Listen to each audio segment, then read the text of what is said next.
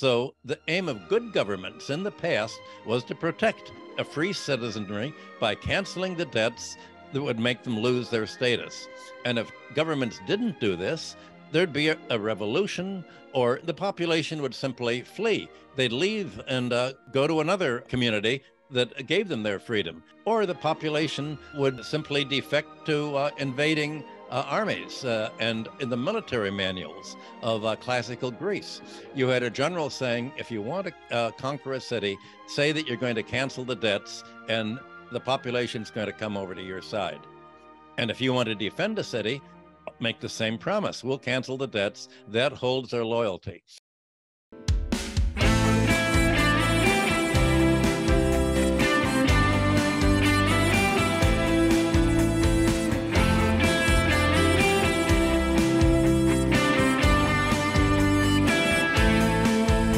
Well, the question is, what is an illegitimate or odious debt? What kind of debt should be canceled?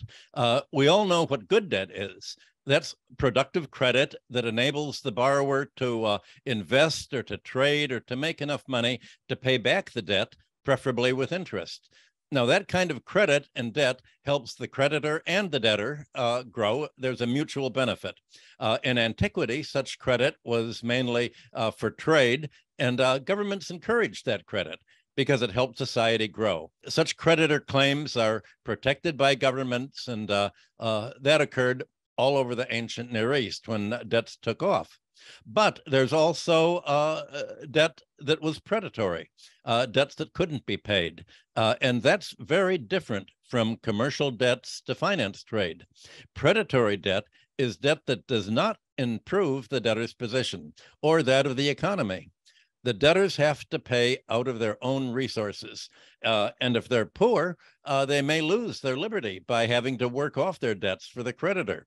They may end up losing their land and their other means of support. 我来到皇家也是做活顶账来的。 And that means they lose their freedom, and society lost their ability to pay taxes or to provide corvée labor to work on public things, and they lost their ability to serve in the army because they became serfs or dependents of the creditors. So this kind of consumer debt can't be paid without debtors being forced to sell or forfeit their assets, and that includes their basic means of support and even survival.5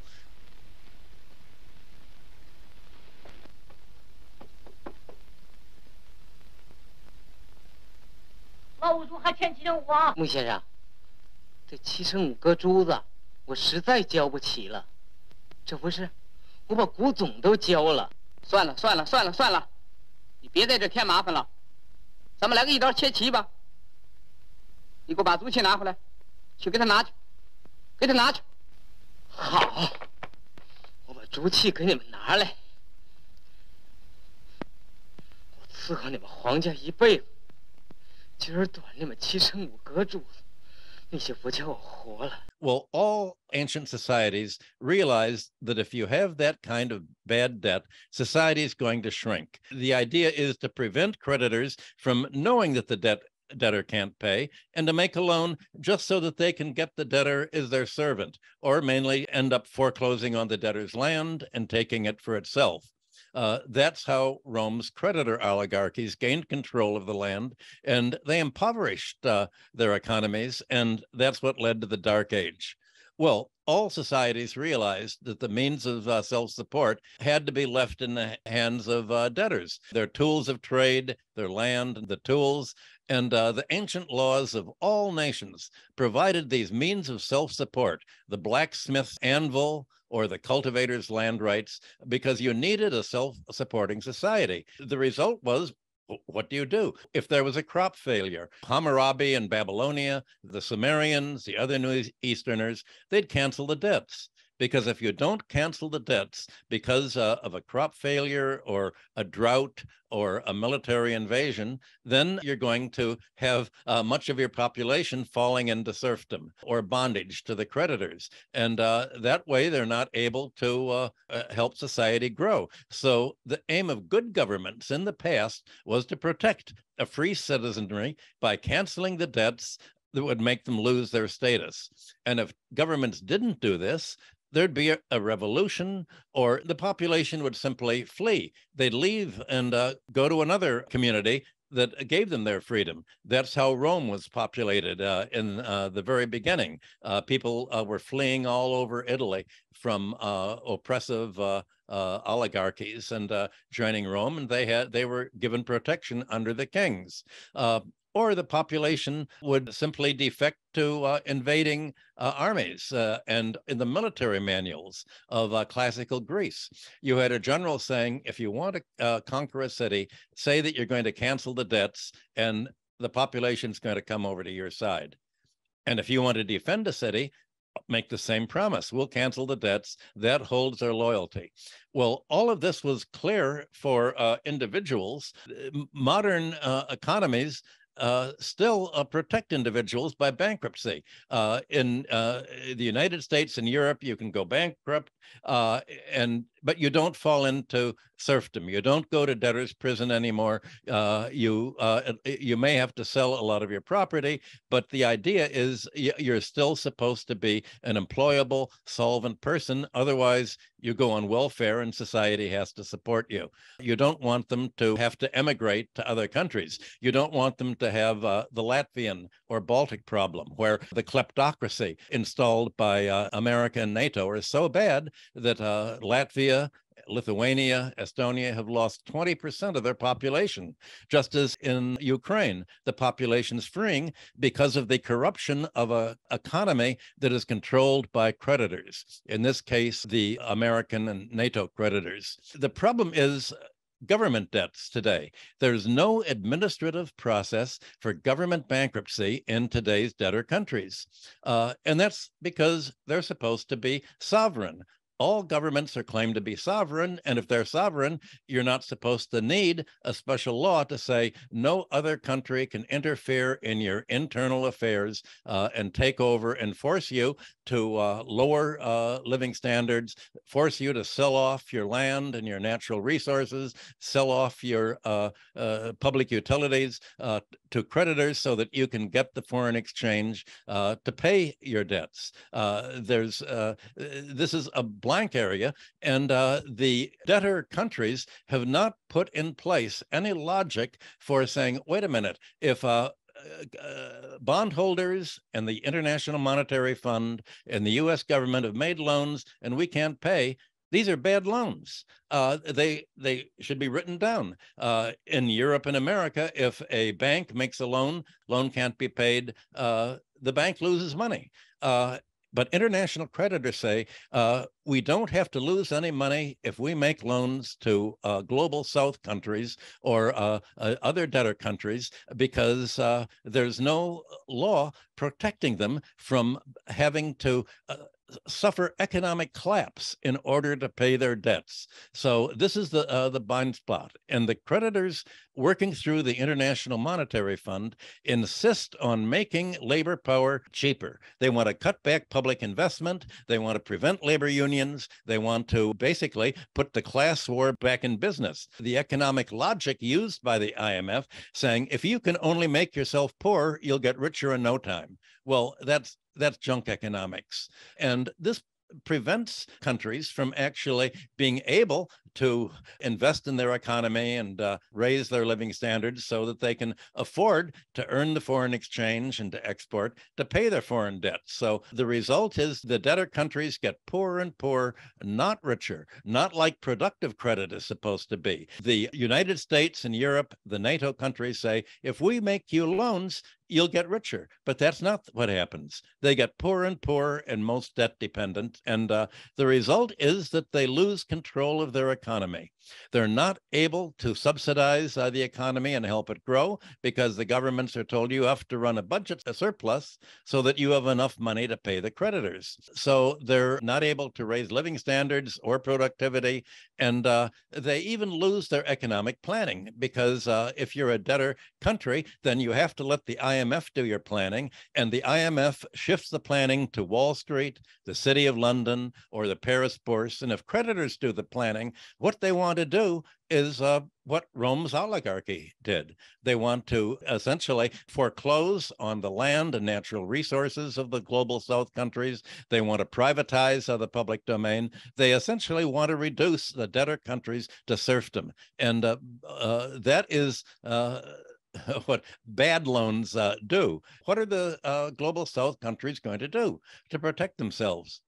Well, what's needed is a set of principles that debtor countries can endorse to distinguish between legitimate debts that actually help them grow from predatory debts that prevent them from being democracies, that prevent governments from planning their economies and doing what a government is supposed to do and helping the economies grow. I think the basic principle should be that creditor demands for payment have to be limited to the ability of countries to pay. Just like a bank will not make a loan until they look at the debtor's, borrower's income and say, well, can he earn enough to pay the debt? Well, there should be some similar view of the global South countries. The IMF and the United States have fought against such a view because if you have a realistic view of the ability to pay, you'll see that many of the debts of the global South countries can't be paid. And they can't be paid because the creditor countries are saying, we're not going to buy more imports from you. And in fact, we're going to tell you that you can't even grow your own food. You'll have to buy American food. You'll have to buy American oil. You'll have to let Americans buy the most profitable parts of your economy. And essentially, you're just going to be a cheap labor force for us.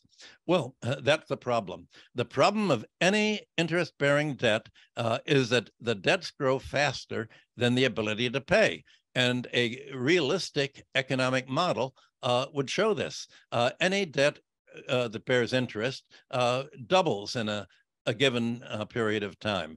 Any rate of interest is a doubling time, but the economy tapers off and can't grow so much. And so the debts get larger and larger, and the global economy polarizes more and more between creditor nations and debtor countries. And the result is that under today's rules, the debtor countries end up losing their economic independence. Global South countries are told to privatize, sell off your natural resources. And of course, when they sell off the public enterprises, the infrastructure, most infrastructure has been kept in the public domain because it's a natural monopoly.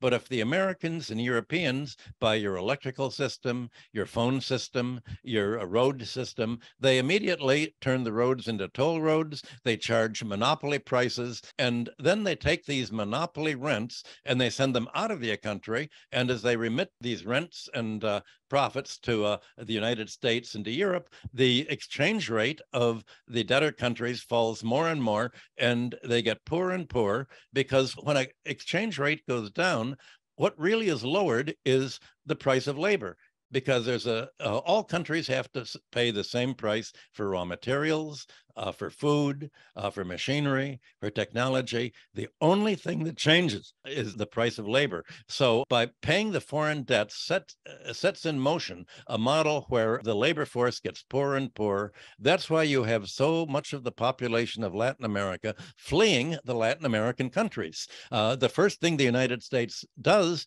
when it takes over a debtor country is to take over the government and appoint a domestic client oligarchy to serve as sort of the agents of the creditors abroad. And you have a class war that prevents the global South countries from developing in the same way that the United States and Europe developed. And the result is stagnation and a globalized regime of predatory credit on behalf of the creditors. And the IMF is following the same kind of junk economics demands that anti-German creditors made after World War I. They imposed conditionalities on Germany, saying you have to give up much of your land, you have to turn it over to the creditors. And the demand for payment was so high that you had basically the economic collapse that led to fascism in Germany. You had the whole international economy, the US and Europe, collapsed in the late 1920s. And finally, by 1931, there was a moratorium on German reparations and on inter-allied debts. And you had finally the debt cancellation, but it was too late. The whole world economy was in a depression at that time as a result of the debt overhead. And none of this was acknowledged by the creditors. John Maynard Keynes wrote about Germany's ability to pay and said it's very easy to calculate an economy's ability to pay. How much can it export? The reality was the creditor said, well, if you're just poor enough, as your labor goes down, you'll be more and more competitive. As you stop spending by the government, your prices will go down and you'll be more and more competitive. But this is junk economics. The austerity programs that the IMF imposes on debtors don't work. And as a result, they're less and less able to pay the debt. And finally, there's either a revolution or there's a crisis and a default. You began to have this already in 1982 when Mexico said that it couldn't pay its debts anymore. And this spread throughout all of Latin America. And for a while, creditors realized that they had to take responsibility for calculating that their loans can be paid only by wrecking the economy that prevents the loans from being paid. And basically, there was a partial debt rate down of Latin American debts to what they thought could be paid at that time. But the way things are organized now, there's no vehicle. There's no international body. There's not even an economic set of principles to justify canceling the debts. And the result is a terrible basis for international law. I think one basic principle of any kind of new financial order should be that no debt should be denominated in a foreign currency. Global South countries can pay debts in their own currency, but they can't pay dollar debts or euro debts. Right now, the dollar is going way up in price relative to other currencies because the United States is finally raising its interest rates. And this means that if you're in Brazil or Argentina, you have to pay many more Brazilian cruzeiros or Argentine pesos in order to buy a dollar to pay the debts that are denominated in dollars. And so the result of denominating debt beyond creditor countries' ability to pay by creating their own currency and economy is to throw the whole world foreign exchange market into a desperate attempt to pay by just throwing the currency onto the market, and the debtor currencies plunge. That's what happened to Germany in the 1930s, and that's the way that all hyperinflations have occurred. The Argentine hyperinflation, the Chilean hyperinflation, all of these hyperinflations result from debtor countries trying to pay debts beyond their ability to pay, and they just become desperate, and there's a currency collapse. There's no vehicle to prevent this kind of collapse and stop it. That is the task of what has to be put in place today.